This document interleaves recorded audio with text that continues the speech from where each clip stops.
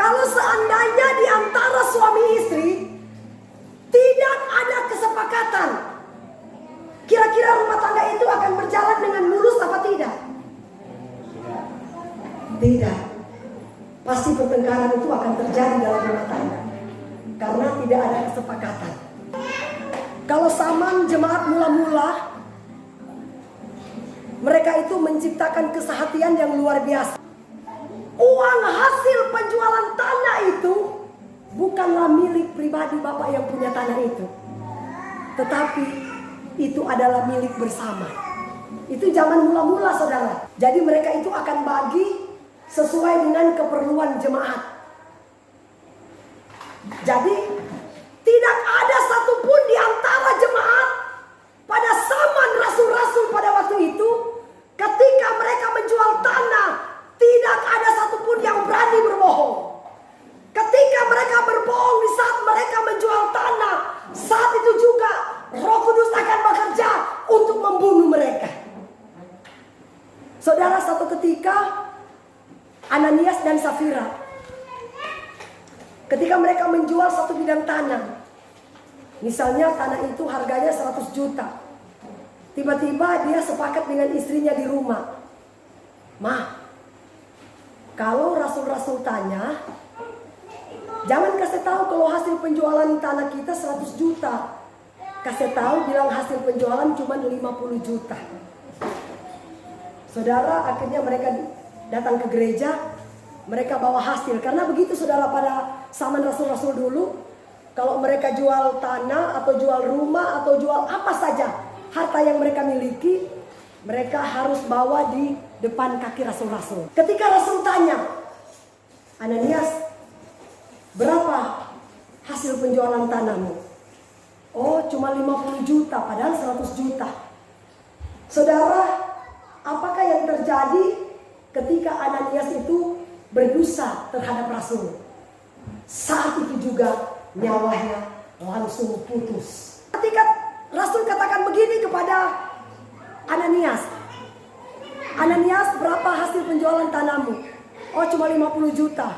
Saat itu putus nyawanya. Datang istrinya, "Safira, berapa hasil penjualan tanah yang kalian jual?" "Cuma 50 juta, padahal 100 juta.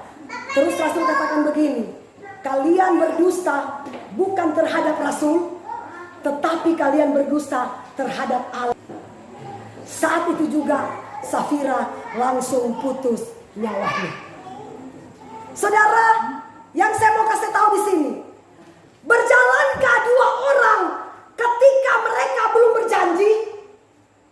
Seperti yang saya katakan tadi, suami istri. Suami istri itu kalau tidak sepakat, ujung-ujungnya rumah tangga pasti akan berantakan. Suami maunya bikin ini, istri maunya bikin ini. Jadi dua-dua itu tidak ketemu. Ujung-ujungnya kacau, berantakan, berhantam, pisah. Itu ujung-ujungnya, saudara. Kenapa, saudara? Gereja mula-mula, gereja pada zaman rasul-rasul, kenapa mereka diberkati oleh Tuhan? Bahkan Alkitab katakan setiap hari Tuhan menambah-nambahkan bilangan orang-orang yang percaya kepada Tuhan. Kenapa? Karena mereka membangun kesepakatan. Kan mereka sebelum membentuk jemaat, mereka sudah sepakat duluan.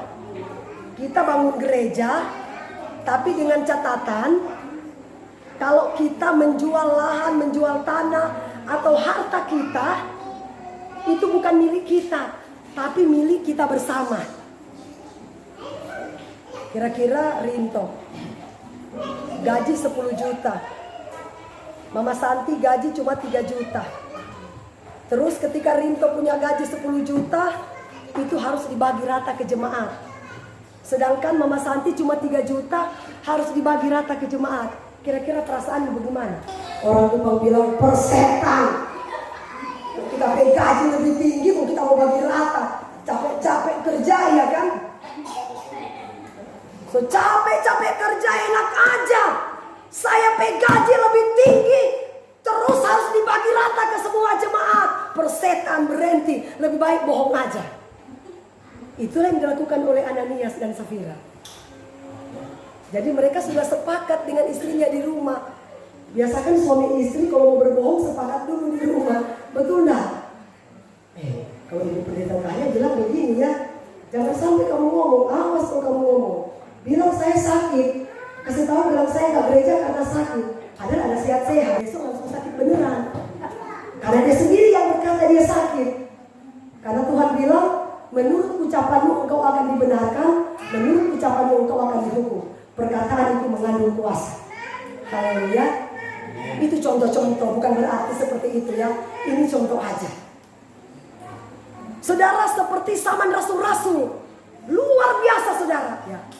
Karena mereka membangun sepakat, sehati bersama, sampai gereja pada zaman rasul-rasul benar-benar diberkati oleh Tuhan. Setiap hari mereka ditambah-tambahkan bilangan orang percaya. Dan yang bertobat ada berapa jiwa bu tadi? 3.000 jiwa. Berbicara tentang sepakat. Kalau saudara mau ikut Tuhan, marilah kita sepakat dengan Tuhan. Tuhan, saya berjanji saya akan ikut Tuhan. Apapun saya akan lakukan untuk Tuhan. Walaupun apa yang saya minta, walaupun apa yang saya butuhkan, walaupun apa yang saya inginkan, Tuhan tidak jawab sekalipun, saya tetap setia ikut Tuhan. Itu bilang sepakat. Yunus, dia tidak mau sepakat dengan Tuhan. Tuhan bilang begini, Yunus, pergi beritakan Injil ke Niniwe. Yunus bilang begini, waduh, orang Niniwe ini kan orangnya sadis-sadis. Enggak mau saya. Lebih baik saya pergi ke Tarsis. Nah, saudara, akhirnya Yunus, dia tidak mau bikin sepakat dengan Tuhan. Dia lari ke Tarsis. Di kapal, sementara saudara dia tidur enak. Apakah yang Tuhan lakukan ketika kita tidak mau sepakat dengan Tuhan? Tuhan buat laut itu bergelombang, bergoncang begitu keras. Saudara, ketika Tuhan buat laut itu bergoncang begitu keras, tiba-tiba orang yang ada di dalam kapal itu katakan begini, waduh, kira-kira siapa orang di sini yang dikutuk Tuhan? Kok ini laut ini bergoncang, semakin hari semakin deras. Ayo kita cari. Tiba-tiba mereka turun ke bawah, mereka lihat si Yunus lagi tidur enak. Hei, bangun, bangun. Kamu lihat gak? Gelombang ini lagi keras, tapi kamu enak-enak aja tidur. Akhirnya orang-orang di situ katakan begini, ayo kita buat undi. Siapa yang kena undi, berarti dialah yang melawan Tuhan. Ternyata kenanya ke Yunus. Saudara, Yunus katakan begini, memang saya bersalah terhadap Tuhan.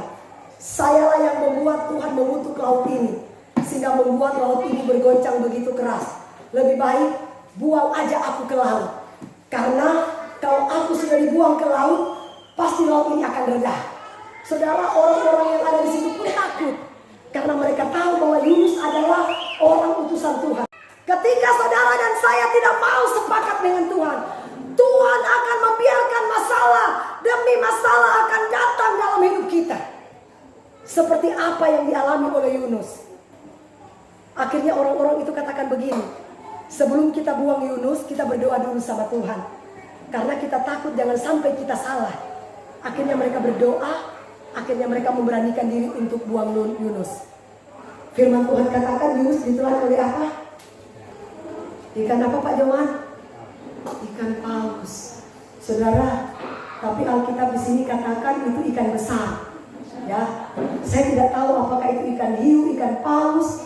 Yang pasti mungkin itu ikan cuma hidup di zaman Yunus dulu. Bayangkan 3 hari, 3 malam dia bisa tinggal di perut ikan Pak. Kira-kira bisa gak dia hidup Pak kalau 3 hari di dalam perut ikan? Tidak ada perkara yang mustahil. Itulah yang terjadi dalam hidup Yunus. Akhirnya Yunus berdoa di dalam perut ikan. Tuhan, keluarkan saya. Saya berjanji, saya mau sepakat dengan Tuhan.